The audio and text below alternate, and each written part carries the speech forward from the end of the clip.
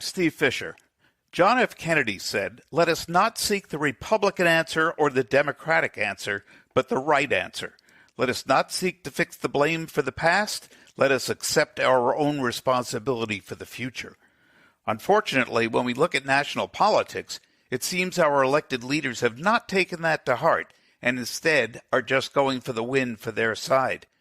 Two young politicians in Washington state have taken it to heart. Jared Mead, a Democrat, and Nate Nearing, a Republican, are showing the national politicians how it should be done. Really, January 6th kind of sparked it because we said, we agree on so much. I mean, we disagree on plenty as well. You could go look at our voting record over the last 3 years, but we agree on a lot as well. We should make sure people see that you can agree on stuff and when compartmentalizing the things you disagree on to try to move your communities forward. But for, I think both Jared and I, maybe it's our age, but even more so probably because we have young kids, are thinking about what's going to happen in the next 20, 30, 40 years. When you see things happening at the national level, it's really shocking, I guess is the best word, kind of the direction that we're going as a country and society. And so we see that. That's not the future we want for our kids. And so I think we've seen it as an opportunity to come together and hopefully spark that in our communities. They're here to talk about working across the aisle on Lifeslices. Welcome, Jared Mead and Nate Nearing, to Lifeslices. Who is Jared Mead? Well, first of all, it's good to meet you, and thanks for having me and us to talk about this important topic. My name is Jared Mead. I'm a Snohomish County Council member. I represent South Snohomish County, which is District 4, which is the Mill Creek, Bothell, greater area. And I was born and raised in South Snohomish County. I'm 31 years old. I'm married, have 3 kids, all in this area, going to the same school district that I went to. I first got into elected office on a city council in Mill Creek, my home city. And then I ran for the state legislature, and I served representing the 44th legislative district for 2 years in 2019 and 2020 before I was then appointed to the Snohomish County Council in April of 2020.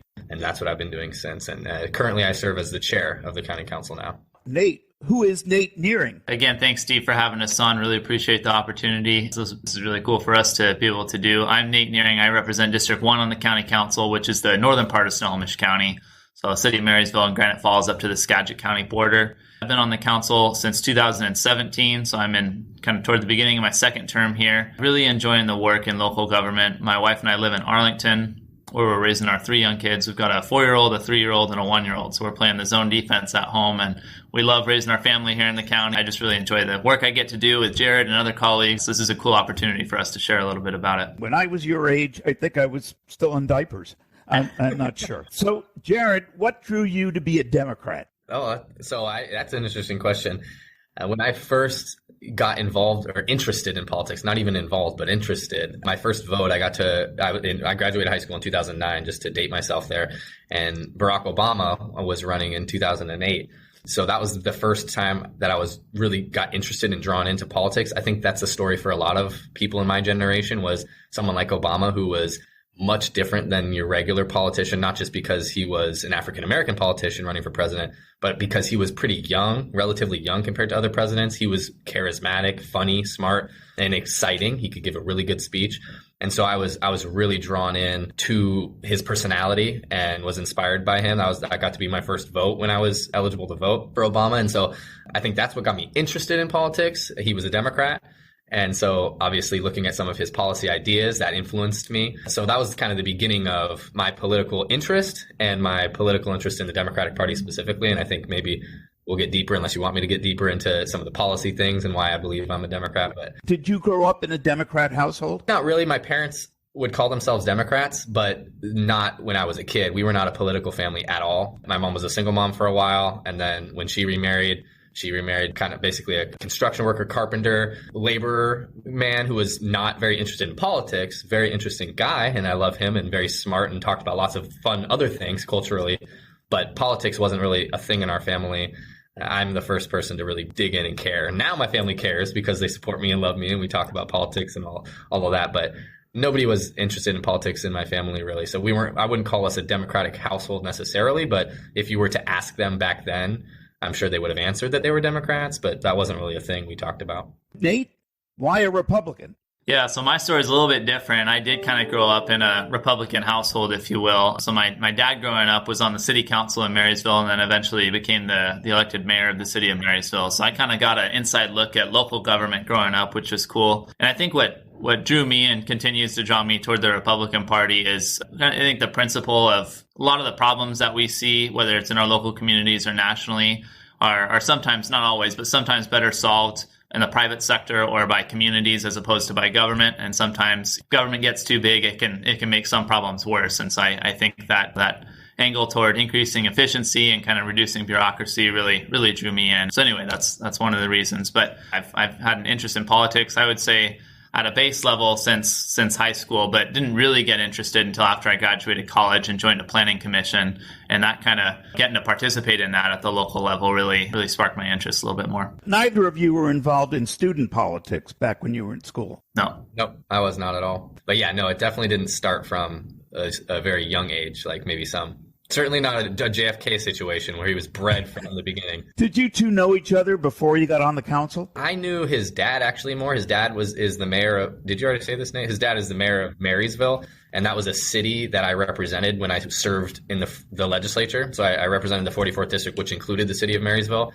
And so he was one of my mayors who I coordinated with. So I knew his dad, I think maybe even a little more than I knew Nate. I think that's fair to say. But I knew who Nate was, and we had talked at different events, various events. We probably saw each other when Jared was serving in the legislature. We would go down as a county and advocate for county priorities. And I always remember being very impressed by Jared as a legislator, just because he took the time to listen and seemed to actually care, which you don't always get from everybody when you go down there. So I was impressed when we first met. But yeah, we didn't really get to know each other super well until probably when Jared joined the county council. Explain to people who may not know, because not all our listeners are from Washington State. So what is the Snohomish County Council? Yeah, so the Snohomish County Council is the legislative body for county government. So if you think about going at a base level, you've got your federal government with the president and Congress, you've got state government with the governor and the legislature, and then cities have mayor and city council.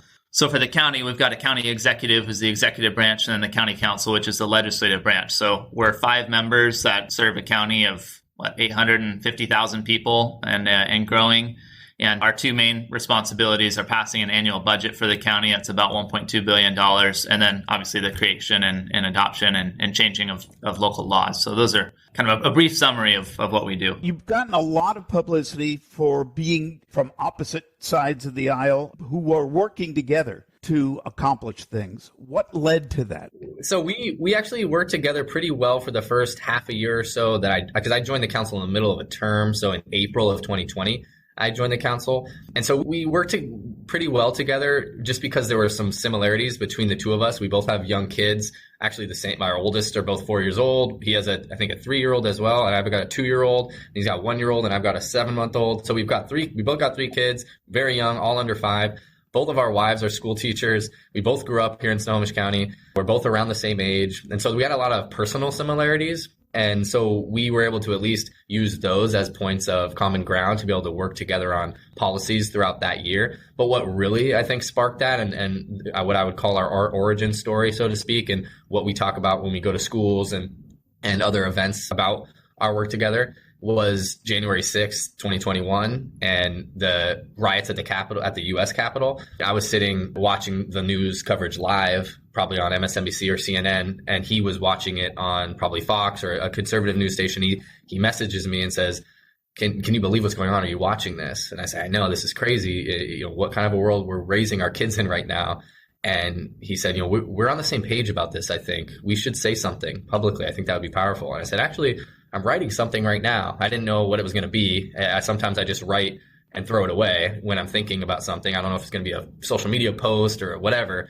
And he's like, yeah, send it to me. And he's a better writer than I am. He was a school teacher as well before he got into this. So I sent him over some improperly worded stuff, and he looked at it and added some stuff to it, fixed it up, sent it back to me, and we did a back and forth for the day.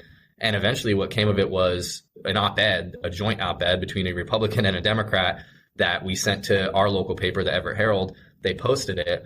And you can imagine we both got a lot of heat from the more extreme ends of our parties. So a lot of the hardcore Democrats really disliked that I was willing to even coordinate with him or platform him, so to speak. He got the same stuff from the right. But what we didn't expect was the school professors, the government teachers at high schools, the Rotary Club leaders reaching out to us and saying, we love what you said and your message. Would you be willing to come give a talk? And so we just decided, yes, we'd say yes to everything. So since then, it's been a couple of years and probably done 25 of these talks, whether it's at high schools, Rotary clubs, Kiwanis groups. I think we did a Chamber of Commerce, I think. We went to a college, and now we've sprouted out and started doing our own organized events, which maybe we'll talk about. But I think really January 6th kind of sparked it because we said, we agree on so much. I mean, we disagree on plenty as well. You could go look at our voting record over the last 3 years, but we agree on a lot as well. We should make sure people see that you can agree on stuff and when compartmentalizing the things you disagree on to try to move your communities forward. Yeah, and I think Jared summed that up really well. I would just add, I think it's a lot of elected officials are focused on policies and priorities in the moment, like the near-term stuff. But for I think both Jared and I, and maybe it's our age, but even more so probably because we have young kids, are thinking about what's going to happen in the next 20, 30, 40 years. When you see things happening at the national level, it's really shocking, I guess is the best word, kind of the direction that we're going as a country and society. And so we see that. That's not the future we want for our kids. And so I think we've seen it as an opportunity to come together and hopefully spark that in our communities. And both of us, I think, have been really pleasantly surprised by the amount of interest in this sort of thing and building bridges. When you take a flight together, do you sit on opposite sides of the aisle? Yeah, they have a Republican side and then a Democrat side, and the Democrats get the window and the Republicans have to be in the aisle. You mentioned you got pushback from the extremes of your parties. Does that still happen? Or do they see that, wait a minute, these guys can work together, maybe we can accomplish something? Have you seen my Facebook page? Well, I know what I found is when I go to the local party activists who are the most involved, I should say, at the local level in Republican politics, they're not huge fans of, for the most part, of seeing people work across the aisle. And it's probably similar for Jared. But the interesting thing is if I go out and talk to like the average voter or member of the public who maybe isn't regularly attending party meetings, but they would call themselves a Republican, I think they are very pleased with it. Like they want to see communities come together. They don't like seeing the bickering at the national level, and they want to see people working together and being productive. So I think the public expects that. But I think both of us certainly get a lot of pushback and flack from kind of the more rigid members of our party or the everyday activists. Yeah, completely agree. And you haven't gotten any attention on the national level, have you? Oh, not that I'm aware of. Legislative aides are hiding some emails for podcast requests. So it gets worse when, okay, we'll back you for congressman, but you have to stop talking to that guy across Right. How strongly does the party leadership in general try to temper your position? Well, I can speak for myself. On the elected side, I haven't found that. I think party leadership is, in terms of elected officials, like at the state level and folks I associate with are very supportive.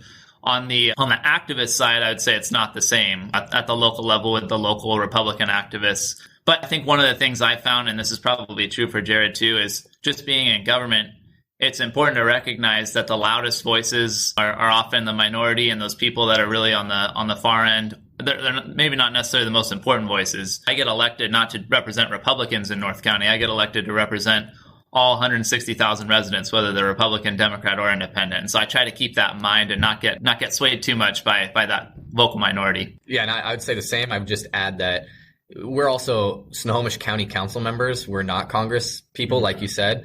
And I'm sure that if we were to one of us announce for an even higher office, maybe we'd have a different response to that question now, because at this point, we've both been pretty successful electorally speaking in our own rights. And I would say, at least for myself, I think Nate's probably in the same boat. I don't worry much about a re-election, for instance, to this position, because I know I've done a lot of good work the last 3 years in this specific community, in this district that I represent. I've been to the chambers. I've been to all the organizations. I'll go to the churches and speak to community members there. Just go to YMCAs. I've done enough work in the community now, both on like a grassroots, just speaking handshake level, and also policy-wise, projects, things, that I'm not worried about the average voter in Snohomish County's District 4. And so when I hear about the party apparatus trying to clamp down, or maybe they want to primary me and run a Democrat against me or whatever, I'm not worried about that so much. But I would assume that running for something like Congress or even the state legislature again, or whatever the next thing would be, I'm sure that we would have maybe a different answer as far as what the party looks like, because it's when there's open seats or challenger candidates or something like that, that the parties, I know this is the case in the Democratic Party, I would assume it's the case in the Republican, but Nate can cut me off if I'm wrong. That's when they're looking for a new candidate, and then they have the litmus tests. Right now I'm an incumbent, so they can challenge me with a outsider Democrat to try to primary me from the left, but I don't have to go through the litmus test and jump through the hoops because I'm an incumbent.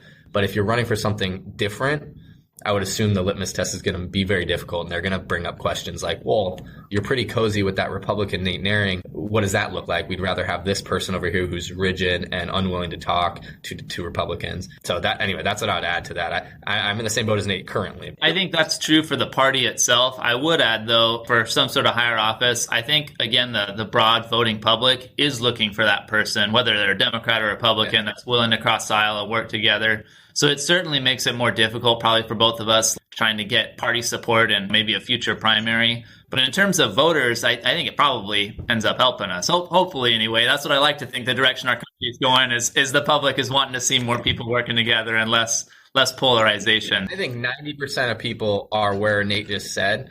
The problem with the party apparatus being opposed to you, which I agree with Nate, is a small minority voice, is the money that is involved. And maybe we get into that in the next 15 minutes, maybe we don't, but that's what keeps people like Nate and myself who want to work together across the aisle from necessarily progressing into higher levels like Congress and president, certainly, because the party apparatus, while it's a minority of actual voting bloc population wise, that's where you get access to all the PAC money. That's where you get access to all the independent expenditures that are going to attack you. That's where the social media stuff starts to really perpetuate. And so if the party isn't behind you, whether it's a Republican or a Democrat, it is a very uphill battle. And that's why I think you see such massive polarization on the national level, because it's so much more relevant, those PAC donations and all of that, where you can go on the local level and find more examples of people like Nate and I, because we could be successful in local politics.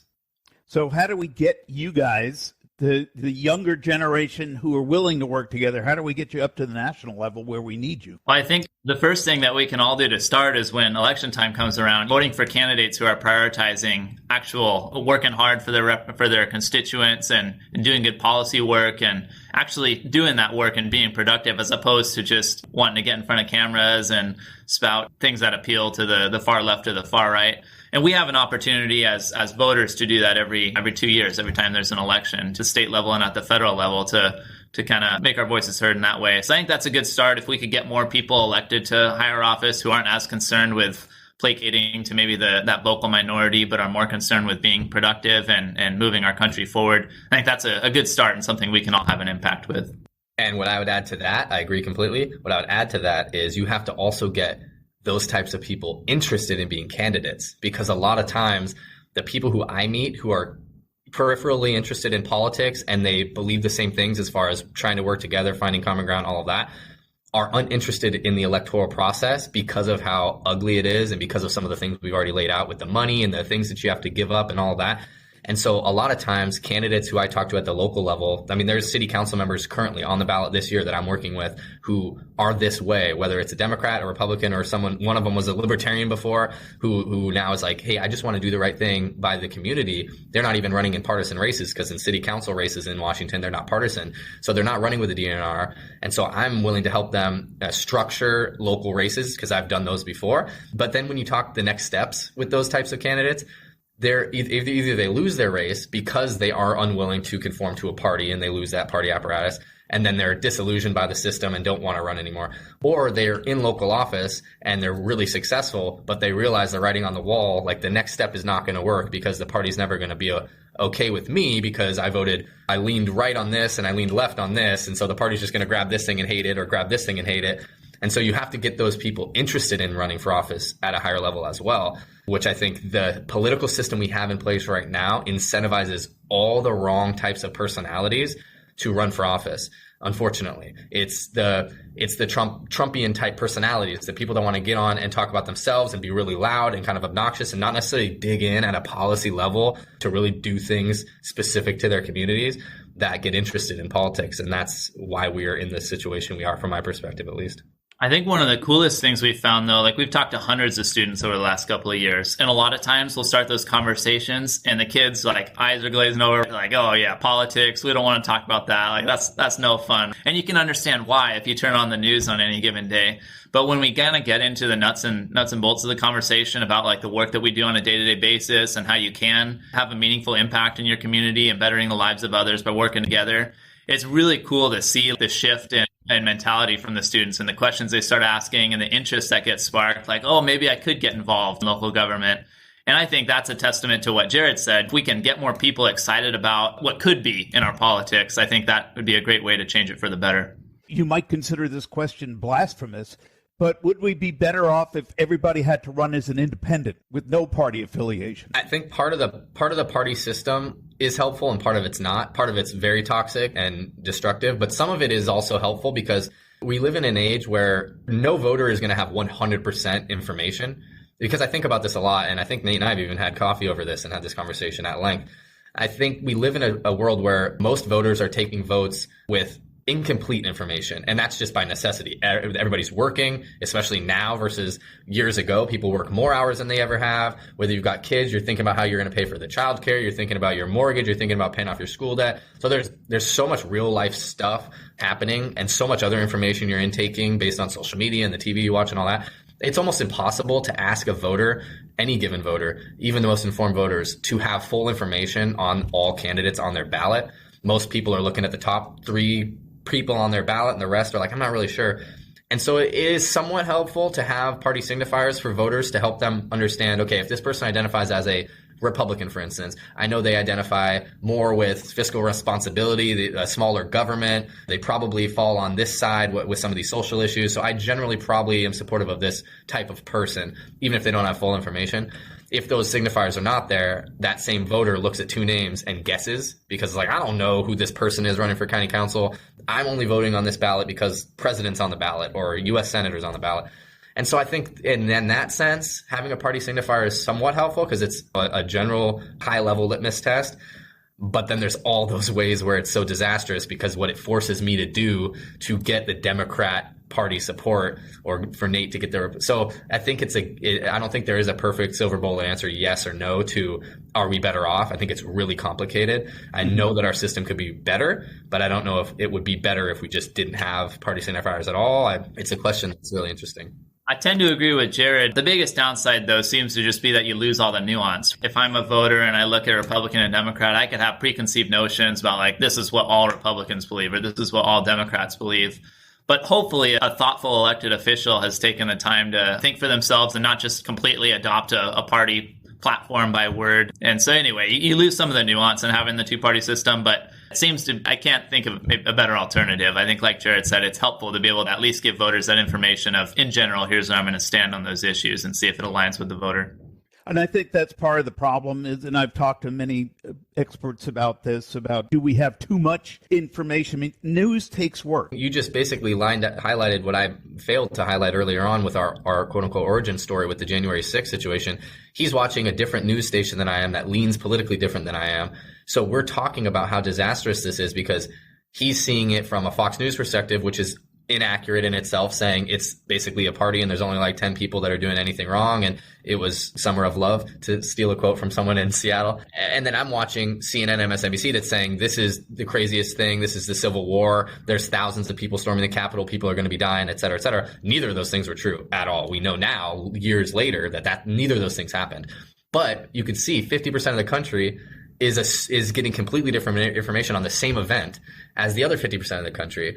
And that makes it very difficult for someone to make a proper decision when we're not even working on the same facts. And that was the precipice of why we wrote what we wrote. If you read our op-ed, it wasn't just we should all get along. It was we're getting different information and we got to be more responsible and dig in a little bit deeper before we have these like emotional responses to events that are happening because we're all being manipulated. I don't watch cable news, but I have made a habit of every morning I'll wake up and I'll just check like on the websites of MSNBC, CNN, and Fox. And it's crazy. No matter what the issue of the day is, you'll have completely opposite headlines on like Fox versus the other two. I mean, it's like 2 different worlds. So it's interesting as an elected official, just reading that and thinking like, what's the average voter make of that? They're only getting one of those sources. And Nate, you brought up a good point was about the the loudest voices in the room getting the attention. We think about terrible politicians, horrible politicians. These guys are just loudmouths. Well, we're only seeing a handful in either party at the national level.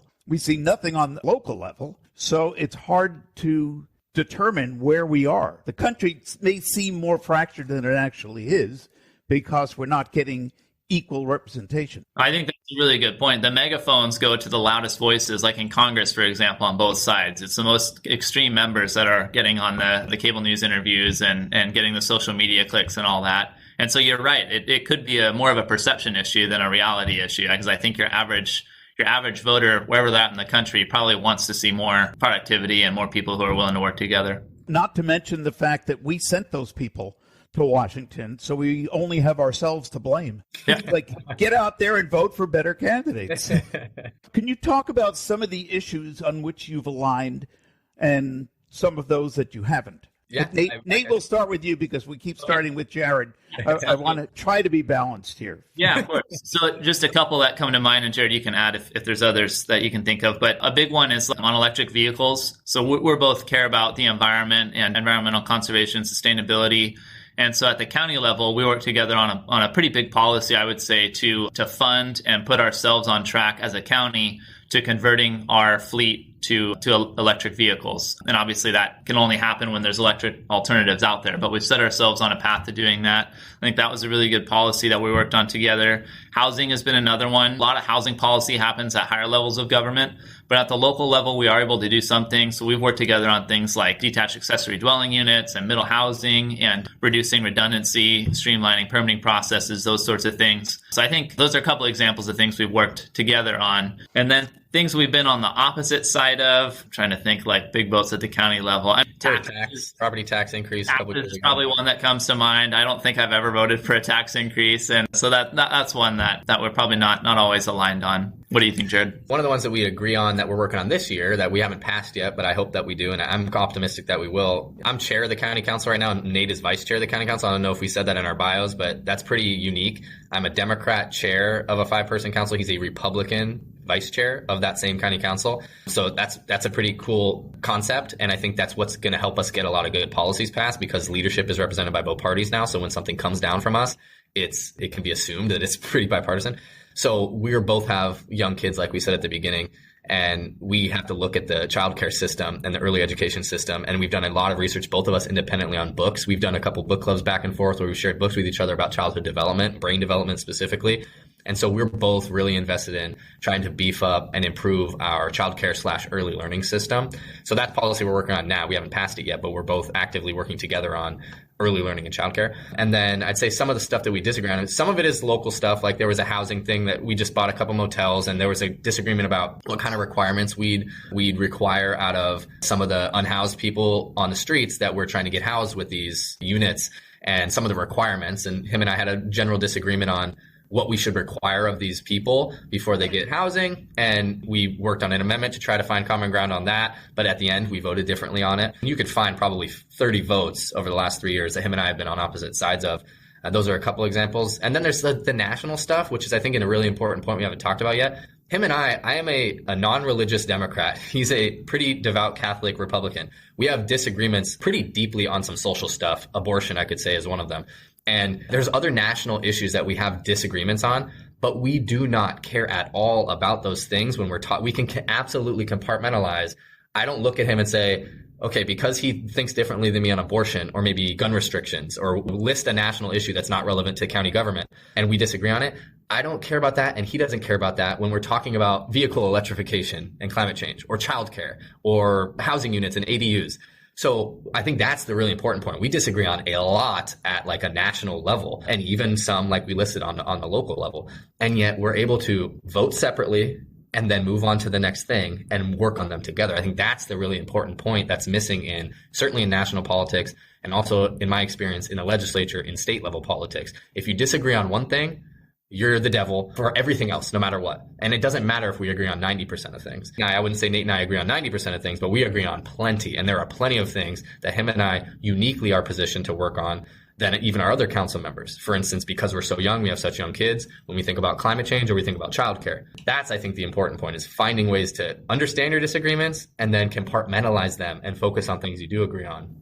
And I think one of the things that's been really helpful for that has been that we've developed a personal friendship outside of work. Right. So it's not solely just a professional. This helps both of us, but we're friends outside of work. And so when an issue comes up at the national level or even at the local level at the county, if there's a disagreement, I can call Jared and we can have a really good in-depth conversation where I can understand the opposing point of view in a safe way, I guess, for lack of a better term, because I know Jared's not going to go post what I think on social media or attack me for it. We can just have an honest conversation with each other about what are the pros and cons of each side, how do we understand where the other person's coming from, and figure out we probably have a common goal. Are there ways that we can maybe work together to get there? So that's been super helpful to have just on a personal level, that connection to kind of bounce ideas off of each other in like I said, kind of a safe way. Maybe you can get a pair of, I don't know if you're old enough to remember Rock'em Sock'em Robots. Oh, yeah. And maybe before you get together on a topic, you play a round and see who wins. Yeah. That's a good idea. I'll have to try that. You mentioned in your op-ed, you talked about the New York Times study that says approximately 42% of both Republicans and Democrats viewed members of the opposing party as evil, and that 20% from each party view the opposition as less than human. Never mind that maybe that's accurate. How do you bridge those differences? I think one way is just by modeling it or by demonstrating it. I know when I've had the chance to sit down, like I had a meeting this weekend with a legislative district chair from the Democratic Party. We had a really good conversation about some substantive issues in the county. And I think when that sort of thing happens, or like when Jared and I do these events, and I know I've talked with Republicans who have heard from Jared, it's like, oh, he's not this crazy Democrat that kind of the media has made out all Democrats to be. And so I think going out and actually talking with groups of people who maybe aren't aligned with you and showing that, hey, we do have more in common is a way that we can help to bridge that divide and hopefully change that narrative that's been held pretty strongly at the national level, in large part through the media, that the opposite side is the devil or evil or whatever. And also, I'll add to that on a personal level, we all have the ability to work on that. But Nate mentioned this in his response earlier about how him and I have learned to interact with each other. We have this personal friendship. And so when we have conversations about really tough issues and maybe we disagree on them, and maybe even at the end of it, we continue to disagree the same as before, we are assuming good intent with each other at all times. He doesn't assume that when he asks me a question about a policy, I'm answering in a political way to manipulate the situation to help myself and step on his shoulders, etc. And vice versa. He does not assume that about me. So we're assuming good intent. We know that we both care deeply about this county. The reason that he, for instance, won't vote on a single tax increase is not because he's trying to run for Congress and wants on his resume that he's never voted for taxes. It's because he has a philosophical disagreement with specifically how it's being spent or how it's impacting his community or what's he's stacking on top of current property tax. There's real legitimate reason why he believes what he believes. And he knows the same about me, even though we disagree. I have real reason for why I believe what I believe about it. So because we assume good intent, we can have these safer conversations because I'm not worried he's trying to screw me over or get one over on me and vice versa. I think we can do that with people in the communities as well. When I go out and knock on doors during a campaign or we go to these events, these Building Bridges events, we have 50, 60, 70 people in a room. We don't have these conversations thinking that person is trying to impress people in the room. We have the conversations and we even set the ground rules at the beginning before we do these meetings to say, we're assuming you're just saying what you actually mean because it's what you actually mean. We're going to start from this place of assuming good intent, and you can screw me over and lose that trust in the conversation as it progresses. But from the beginning, we're going to assume that you believe what you believe and you care about your community, and that's why you believe what you believe, even if we believe separate things. That's really important. I think we can all do that. Elected officials can do that. We can all do that one-on-one at the grocery store, at the gym, wherever you're having work conversations. We can all do that, is assume good intent with each other rather than just say, well, I saw that you have that Trump logo on your car, so I know you believe all this stuff and you're the devil. And so no matter what you say, I don't care. We can all do better at that. I'm very impressed with both. I'm hoping you will run for bigger office so I can vote for you because I don't live in Snohomish County. But then I'd have trouble picking between you. If you ran against each other, I don't know. You alluded to your popularity after this op-ed came out and so many people started reaching out to you, and you're doing all these school events. Talk about these events, the Building Bridges. So the school events actually started happening with the previous op-ed. That was, a couple of years ago, I think, Jared. Yeah. And we had just a ton of civics teachers and even college professors and others reaching out and asking us to come to present to their students, because I'm sure in their minds this is what students need to be hearing to, again, get people more engaged in politics. So that was really good. And then what Jared and I did, because we were talking to so many of these schools, is we said, well, why don't we, just logistically, it might be easier, why don't we organize an event and invite people to it? And so we've started these Building Bridges events that kind of takes those conversations we were having with high school students and amplifies them for the entire community. So they're obviously free events. They're open to the entire community to come, and they're kind of interactive so people can participate with each other. And we've had a really good time with that. We also started a Civic Education Day at the county campus where we had, I think, 150 to 200 students earlier this year come and learn about county government and civil discourse and all those sorts of things. And we hope to make that an annual event. So that's been really cool to see the growth. And as this becomes more popular, there's more opportunities to kind of spread this good message, I think, across the community. In schools, are they getting enough civics or history lessons anymore? I am not as long out of school as you, but long out of school. I graduated high school a decade and a half ago. But even when I was in high school, I don't think that we taught enough of it. And it's not just civics and history either. I think we have a hyper focus that has steered us in my entire generation, Nate and I's generation, in the wrong direction when it comes to STEM and college focus. But that would take a whole nother 2-hour podcast. But I certainly think they do not focus enough on civics and government, and also in how to interpret information when it comes to civics and government, but everything, because kids will graduate high school and not know how to deal with the new world that they're dealing with, that my parents didn't have to deal with, and that I didn't have to deal with. Facebook had kind of just started when I was graduating high school. Now it's TikTok, Instagram. That's where kids are getting information now because it's so easy and it's in your hand. So they're consistently shot information about politics as well. And so we need to adjust the way we're doing education to understand that that's the new world we're living in. And that takes more civic engagement, more civic education and history and government education, but also interpreting information education. There should be classes upon classes about how to research citations, really understand facts, where to get source information versus interpreted information from biases. And the shorter answer is no, I don't think they're getting nearly enough of that education. Yeah, and I would agree with that. I would probably place less blame on the schools for that and probably more for social media. And Jared and I have talked a lot about this, but I think just in general, the younger generations, and in our generation too, but we have kids coming up and young adults coming up who have never had an engaging conversation with somebody who thinks differently from them on an issue. And for that reason, aren't able to really think critically about their own views. I've had conversations with both Republicans and Democrats who are kind of this mindset. When you point out maybe a difference of opinion, it's like they've never heard it before. And kind of like Jared was saying, where we should be assuming good intent. But there's a lot of people on both sides, I think, who really do think anybody who thinks different from me on this has evil intentions, evil motives. And I think we've got to find a way as a culture, as a society, to shift away from that. There's only so much schools can do there. I think a lot of it's got to be in the household and in communities and hopefully on social media, improving things. But anyway, it's a larger societal issue. So if somebody wanted to book you guys to come and give a talk to their school, how do they get in touch with you? They just email us. I mean, we get emails weekly from students or teachers, mainly the teachers, but even sometimes it's originated from students just emailing us. We decided a long time ago, just over 2 years ago now, we were going to say yes to everything, and we have not said no to anything yet. And so we're not at capacity yet. So, I mean, any school, any group that reaches out to us, we try very hard to be accessible. Both of our legislative assistants know exactly how high this priority is for us. And so, I mean, we're extremely responsive offices, both of us. So if any teacher, and they currently still do, reach out, we say yes. So call us, our office, email us, Instagram, Facebook message. I've gotten invites in various ways. Do you do just locally, or have you gone outside of Snohomish County? So far, we've just done Snohomish County stuff. We're both Snohomish County council members. We're in leadership in Snohomish County. And so we focused on Snohomish County. You found out about us because we did an op-ed that we submitted to the Seattle Times, and that was an intentional decision to do it. We had a good conversation, Nate and I, back and forth about, should we stick with the Herald and just our locals, or go to the Seattle Times with this one? We are absolutely willing to branch out and bring this conversation to a broader audience, but we also want to be careful about, this isn't political for us in the sense of political personal gain. This is something we both very passionately believe in and think our society writ large will improve dramatically if more people did more things like this, especially elected officials.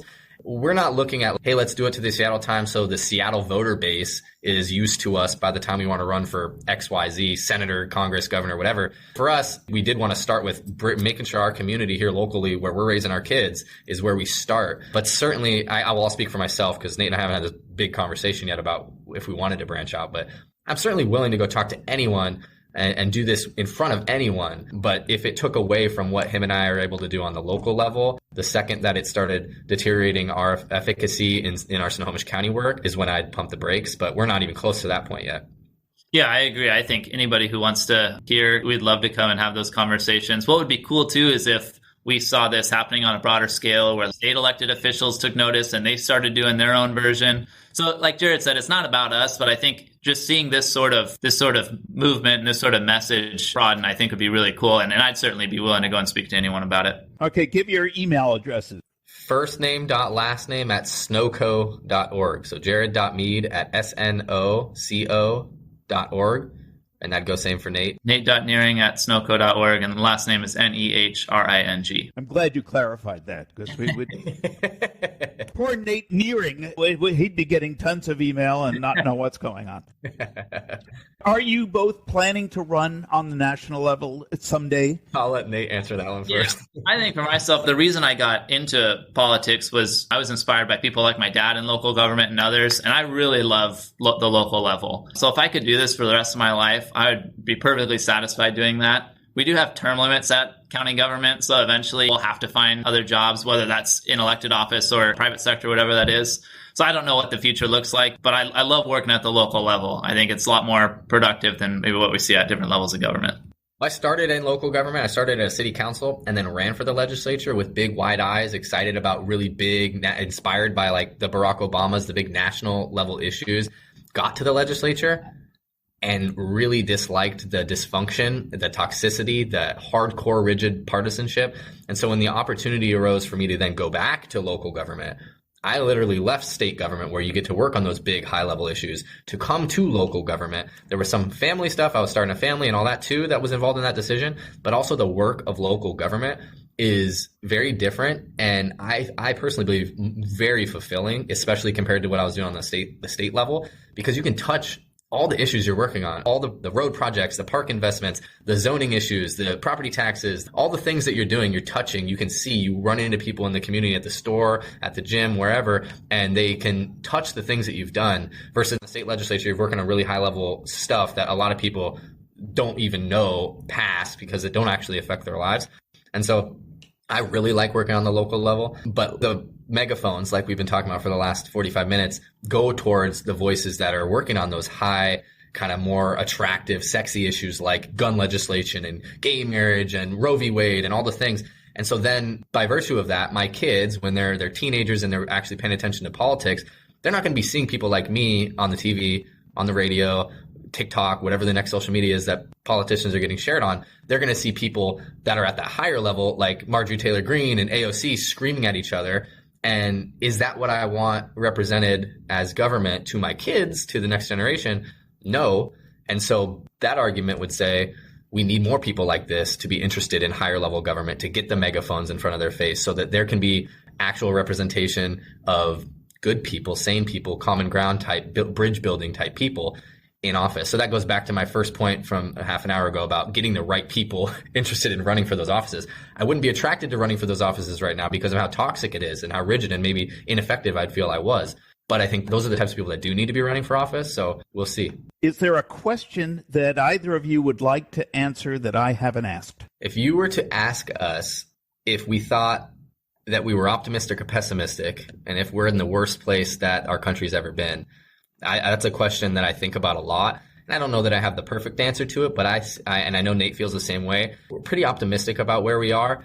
We were in DC, what was it now, a month ago or so. That was the trip that Nate and I took together as part of our NACO. And it was county work, but we took some extra time to go out to some of the museums, and we did a tour of the Capitol, and we took a picture actually together at the site on the Capitol in this old Senate building where Bloody Kansas, if you're familiar with the history of that, occurred, which was on the Senate floor. And it was a senator who got beat nearly to death with a cane while two other congressmen were there with guns, making sure no one interfered while this guy was getting beat. And it was over a policy disagreement. There's still bloodstains on the Capitol steps from another incident that happened decades ago. And so I don't think we're at the worst it's ever been. I hear people talk about that a lot. Social media has certainly made it different than it's ever been, and the toxicity is circulated in different ways. But our country was founded on disagreement and then finding ways to work through those disagreements. And it hasn't always been awesome. We've had something called the Civil War. And so I think I'd like to be asked questions about the optimism that we feel and how good we also have it and the good things that our country has gone to and succeeded in and all that. So I guess that's a question I would answer. I'm optimistic about where we are. I don't think we're in the worst state we've ever been in. We just have different challenges that we can face. And as long as we have more people willing to work together and continue to spread messages of bipartisanship and common ground and decency, then I think we come out of this better. And I agree with that. I mean, both of us read a lot of Lincoln, and he's I think a role model for both of us. And so you think about what things were like during that period of time and that our country was able to come through that for the better. We're certainly not in those dire straits right now, even though things do seem pretty toxic right now. So I think it's all about the perception of things and what we're all willing to do on our local individual levels and community levels to improve our society for the better. You both have my vote, as long as you're not running against each other. Much continued success in the future, and thanks for being on Lifeslices. Thanks for having us on, Steve. Steve, very good to meet you.